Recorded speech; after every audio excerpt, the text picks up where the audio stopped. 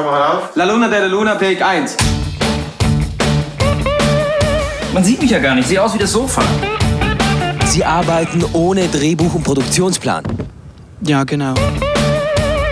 Was weißt du vom Film machen? Ich bin Maler.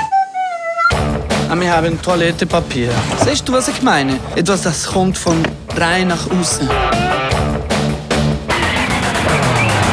Hast du einen Moment, wo ein Liebehaber oder... Nein. Genial. Du hast eine Rolle.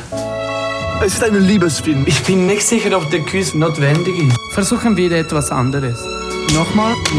Es ist total unprofessionell. Wir können nicht weiterdrehen, wenn du so aussiehst. Ich muss deine Rolle selber spielen. Ihr seid also nicht wirklich ein Paar. Nein. Das wäre absolut unprofessionell. Wir brauchen mehr Pfeffer in unserem Film. Du Lügner!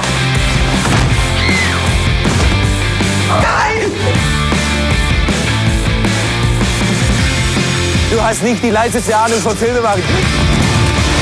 Ja, der Arschloch, Filmstudent! Und der Regisseur ist toll.